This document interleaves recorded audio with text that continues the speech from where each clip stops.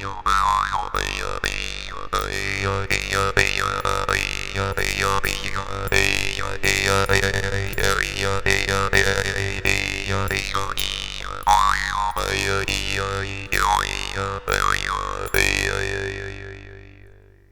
up, YouTubers?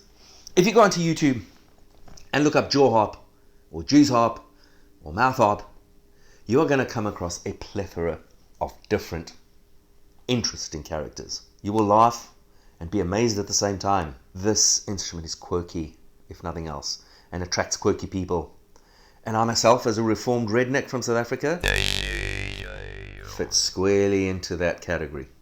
Now, I have 5 of these beauties, and I'm going to get to each one and demonstrate it a little bit. But first, what about the naming of this thing?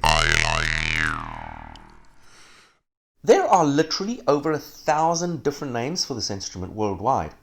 It is perhaps the most ubiquitous instrument there is in the world.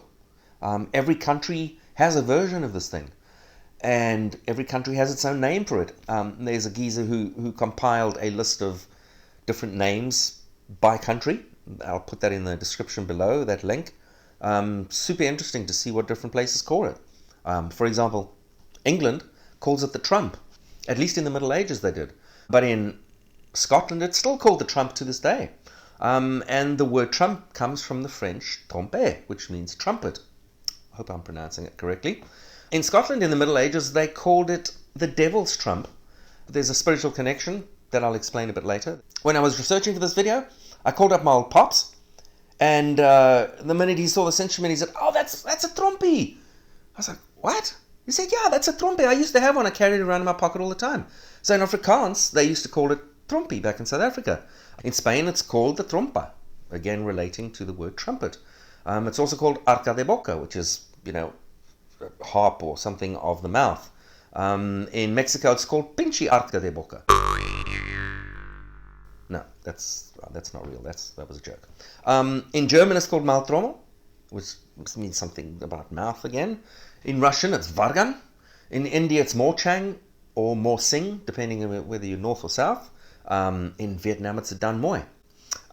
So it's fascinating how many names it has.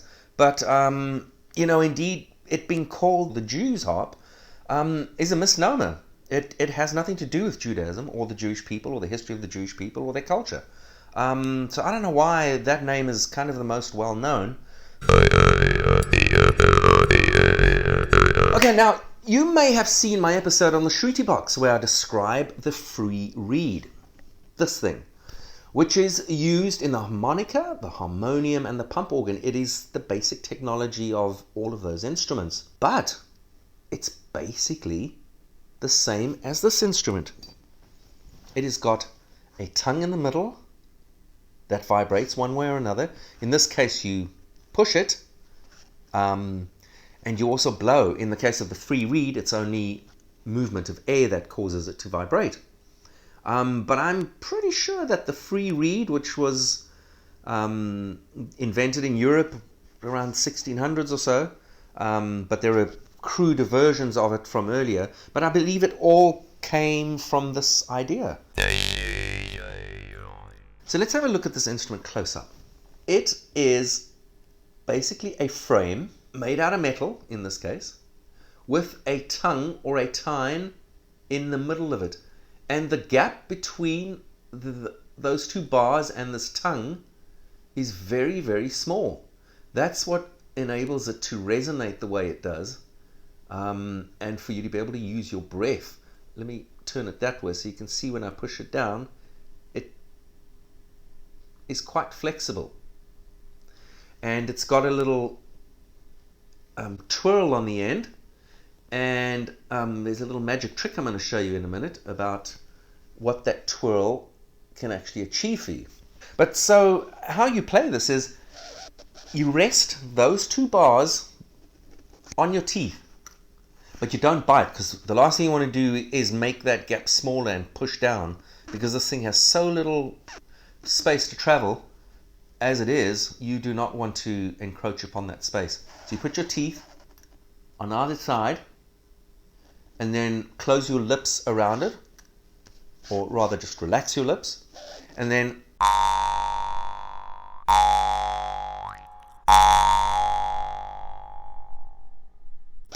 Now the resonator here is your mouth, and even your body, because you can use your lungs as well. And that is where all the harmonics come from. So the fundamental is this. In this case, it's G. But now just opening my mouth, and I'm not opening my jaw, just the cavity inside, using a combination of your tongue moving around and opening or closing your cheeks, basically making that space bigger.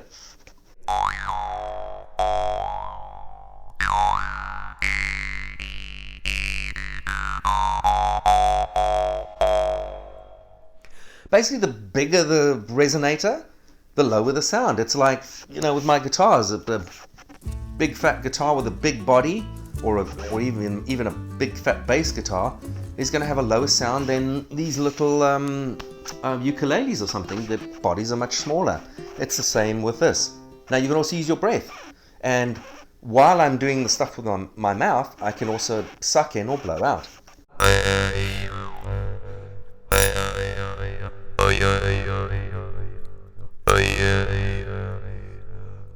which is super cool. And you can also kind of talk a little bit. You can use your tongue and your mouth to to say things like I like you, I like you, I like you, I like you. It's kind of like an analog vocoder, isn't it? Freaking awesome. So let's have a look at the history.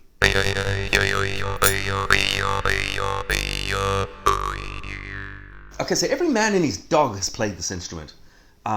Everyone from Abraham Lincoln to Peter the Great, and everyone in between.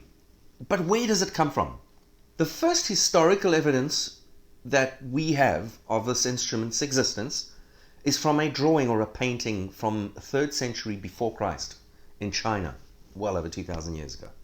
And it is thought, although it's not proven, that it originated in China as an instrument made out of bamboo, or some kind of combination of bamboo and wood, and that indeed spread through the Pacific, Southeast Asia, and other parts of China, and in all of those places was made out of bamboo or wood, and to this day, many of them are. They're done moi. In Vietnam, for example, bamboo.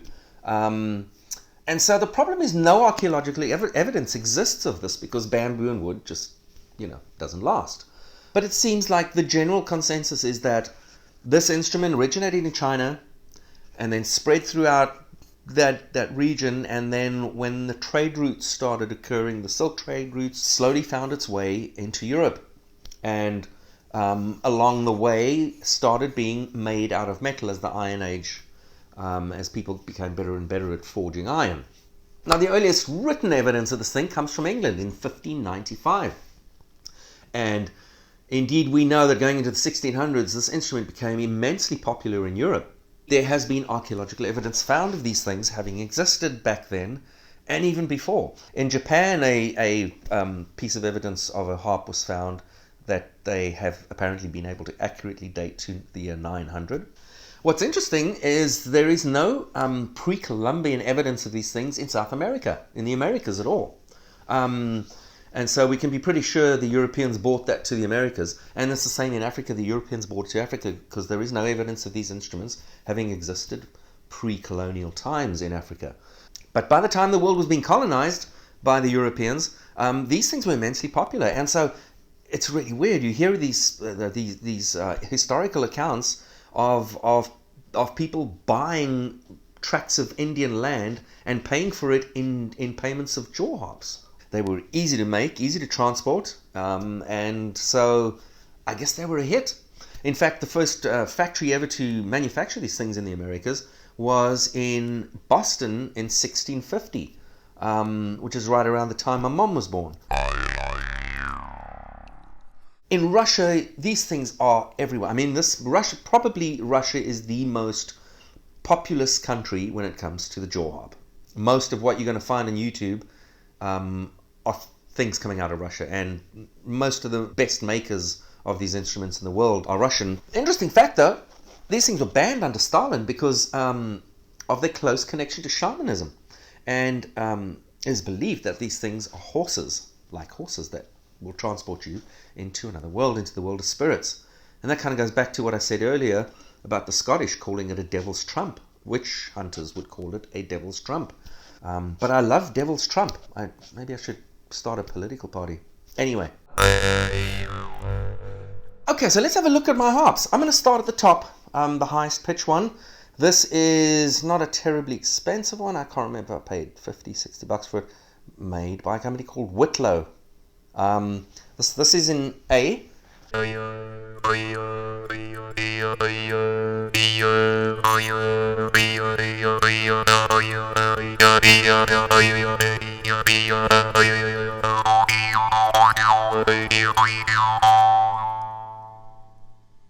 Here I'm manipulating the harmonics. They're just altering the cavity that is also known as my mouth.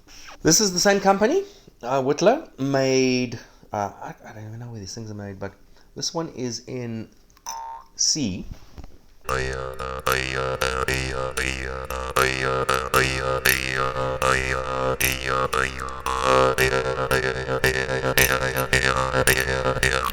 Needs a bit of adjustment. As you can hear, the tongue is hitting the sides a little bit too much. Okay, so the next one I have is in G, and this is made by a Ukrainian guy, Vlad Berezenko. I'm going to put that down in the description below because his stuff is great. He has a huge presence on eBay, and he will custom make them for you. So you can say, I like that model, could you do it in this key or this pitch or whatever, and he'll do it. He's awesome. This is in G.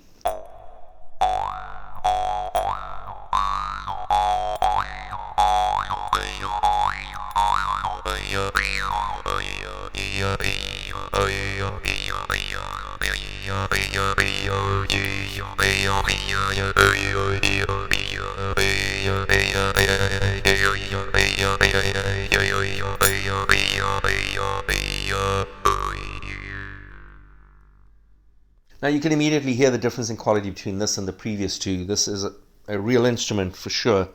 I asked him to make the lowest one he could possibly make. Now this is a standard one that he builds, but you can ask him to do it in whatever key you want. And so this is, I think it's the lowest in the world. I have not come across one anywhere that goes lower than this.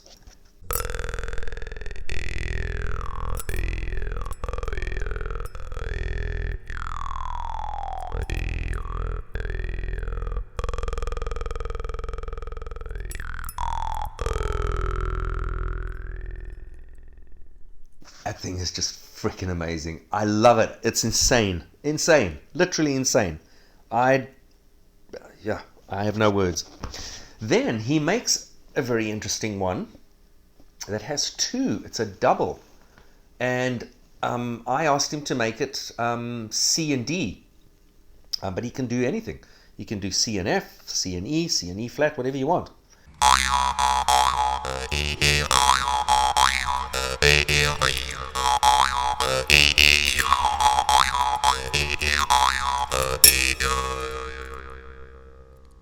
That's unbelievable. I love this thing. Now, let me show you a quick trick for which I need a tool. Now, this is the big one in E, which is incredibly low. But if you look at the loop there, let me get close to that camera. There's a little metal ball. I don't know if you can see that. It's magnetic, meaning I can pop it out of there. Now, rather than show you what difference that makes on this harp, now I'm going to pop it into my G harp. Remember? Now I'm going to pop this little ball into that loop, and because it's magnetic, it just fits snugly right in there. But listen. What magic is this? I now have an E harp. My G harp has now become an E harp because of a little magnetic ball.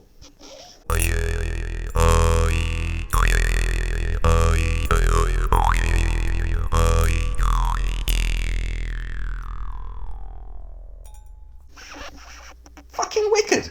These cheaper ones don't have the loop, so I can't do it to those.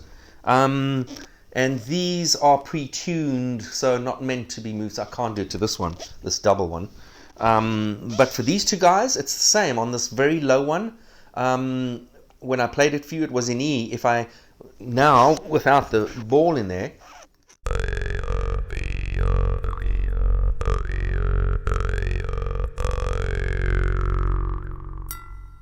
I believe it's taken it from E to F sharp.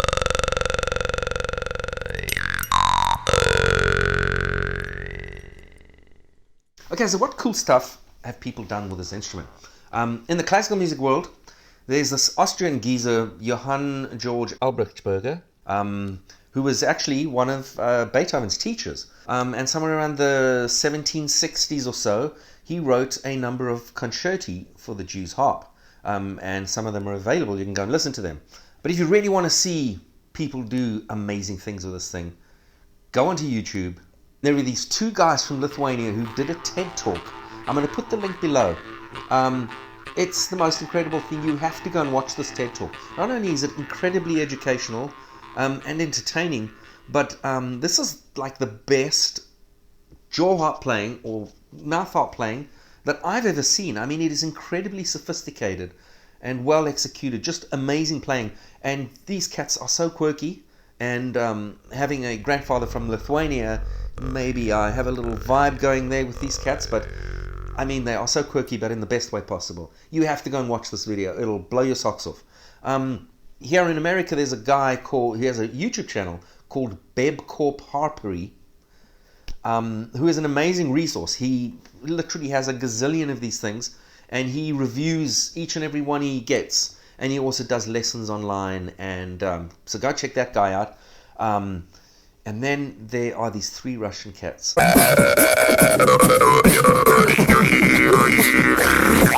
There are no words. Just, I don't know how he does this with a mouth harp. I've looked at this video closely, again and again, and unless these guys are miming, which it would be, I mean, they are doing the most incredible miming job ever. It just doesn't seem like they're miming, and yet I've never seen anyone do with a mouth harp what this guy does. And apparently he's the maker of these mouth harps that he's playing. But either way, it's the most incredible playing, and it's the funniest video you're going to see today, I promise you. Now that I'm going to put down below as well. Three Russian guys doing techno and dubstep on a mouth harp. Highly recommended.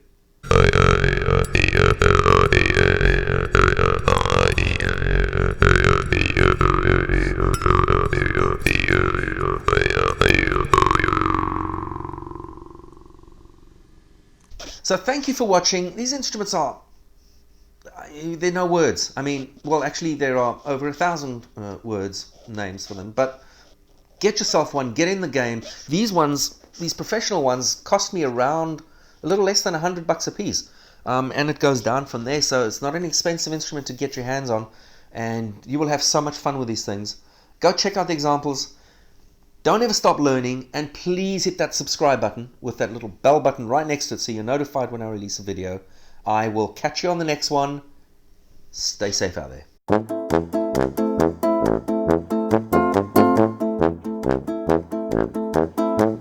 Yeah, charming. Try that again. Oh no, this is... Okay, let's try that all again. Let's try it again. And because it's magnetic, it's is a piece of literature going back to 19. Hello, wrote a number of fuck. What? So let's have a look at this instrument close up. Close up. Clothes up. You are going to come across a plethora. What the fuck are you saying? Now, but first, let's get to the... Is Jaws... sorry, the Jew... Hello? But probably the most well... Checking it. Hello? Fuck off from my head. Yeah, I've got to get the fuck out of Dodge. Done. Right? Yep. I think I'm done.